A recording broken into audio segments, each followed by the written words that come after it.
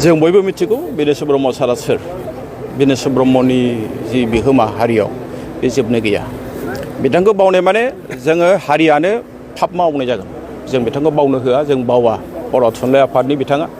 नाथाय बिथांखौ जों अकल माने बर' साहित्य सभानि बा बर' थुनलाइ आफादनिल' होनबा जानाय नङा बिथांनि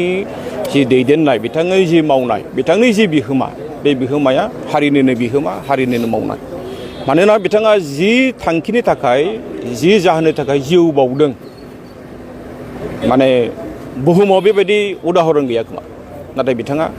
हारिनि थाखाय गावनि जिउखौनो बावसोमदों बेयो जोंनि थाखाय बिराद गिदिर मोनसे दुखुनि सानबाबो आं दिनै बुंगोन बिथांनि जिउ बावसोमलांनाया सुप्रिम सेक्रिफाइसआ जोंनि हारिनि थाखाय मोनसे थुलुंगानाय जोंनि फैबाय थानाय उन जोलैफोरनो जोङो खोन्थानांगोन जे बिनेश ब्रह्मआ सोरमोन मानोना आथिखालनि जोलैफ्रा मिथिनो नागिरा जे बिनेश ब्रह्मनि बिहोमाया मा बेखायनो जों दिनै बेबायदि हाबाफारिखौ जोङो खुंनानै बेबायदि हाबाफारिखौ जों खालामनानै जोङो जोंनि जाखांबोनाय उन जोलैनो जों खोन्थानांगोन जे बिनेश ब्रह्मआ थारैनो सोरमोन बिथांनि सिमाङा मामोन बिथांनि मिजिङा मामोन बिथाङा मा खालामनो नागिरामोन हारिखौ लानानै दिनै बिथाङा जोंनि हारिनो जि मोनसे थाजोर मोनसे बिहोमा होलांबाय जुदि जोंनि रावा बै समाव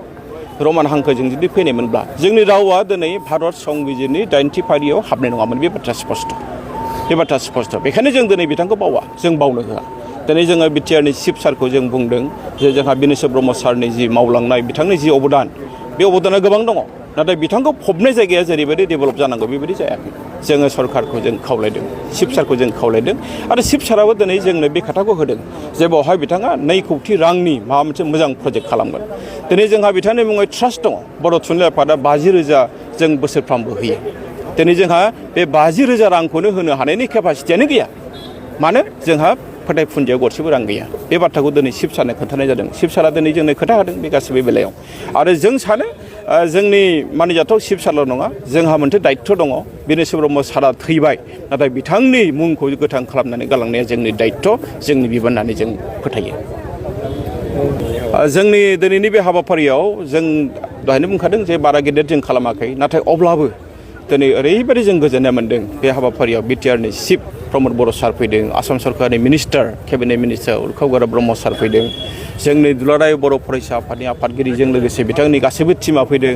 दुलाराय बर' आइजो अनसाय आफादनि दैदेनगिरि बिथांमोना फैदों दुलाराय बर' गुदि फोरोंगिरि आफादनि दैदेनगिरि बहाय फैदों हारिमु आफादनि दैदेनगिरि बिथांमोना फैदों क'क्राझार कलेज माने बेनि सोरगिदिं थानाय माखासे फरायसालिफोरनि फरायसा फरायसुलि बहाय फैदों बिबि इन्जिनियारिं कलेजनि मानिजाथाव गोरायुं बिथां बहाय फैदों बुंनो थांब्ला क'क्राझारनि गासैबो गेदेमा सुबुं बहाय बाहागो लादों आरो बेनि अनगायैबो जोंनि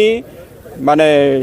बर' साहित्य सभानि गुबुन गुबुन जिल्लानि थानाय दैदेनगिरि बिथांमोना बाहाय बाहागो लाफैदों बे थारैनो जोंनि थाखाय थुलुंगाखांथाव आरो मोनसे थुलुंगाखांथाव बेनो जे नोंथांमोना फैनानै बे गासैबो जेनोखि